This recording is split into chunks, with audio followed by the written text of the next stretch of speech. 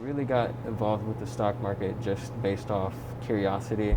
I really just self-taught, watched YouTube videos all the time. We should see a move up to the D, and if it doesn't break out at the D, then it should go back down to the E. Then we'll see a breakout. The first time I heard about GameStop before it went crazy was on StockTwits. People will talk about what's hot and what's not and what's trending, and I seen GameStop was trending a lot. So if we move back at the end of January, small retail investors started buying GameStop. We started at about $40 to $50 per share, and by exerting this enormous pressure by buying a lot of shares, they started pushing the price up to enormous values of up to $400. And in my opinion, it's mainly thanks to the coordination that was possible through those Reddit platforms and the pages and the groups. This is, it's all fun and games, and it's fine for excitement, but it's not an issue of get rich quick. It's a matter of accumulating assets over a lifetime through disciplined investing. I only invested $32 into one call option, and then I sold it for about $1,550. It was just crazy, no one believed that the company that had to close so many of their retail stores in 2020 due to pandemic would be worth that much money.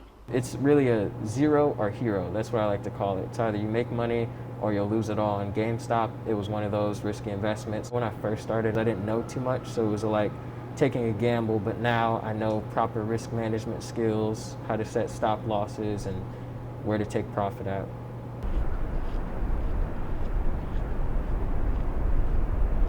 I think it's important for young people to invest because it's a good way to build passive income and learn how economics works in general. I did see that GameStop went up, and they were like, a lot of people gained money from it, right? And so I hopped on the Dogecoin thing, and I also, made profit from that as well, just because, just straight from a Reddit post. So as a young investor, you have the advantage of time being on your side, and that's, I think, something to take advantage of, because the value of compound growth over time, you should let that work in your favor. One thing is, like, for young people is we come straight out of high school, we're going to college.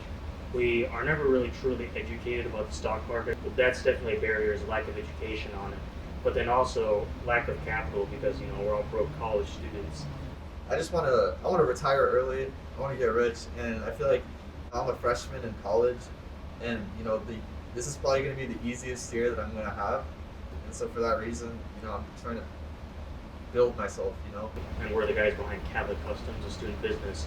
So we've been able to manage all three of those things, investing, schoolwork, and our business at the same time. I want to become more successful than my parents because they were a big role model to me, and because they were first-generation immigrants. So they came here to the United States and were able to build a good future for me and my sister. And so I definitely want to become more successful for them.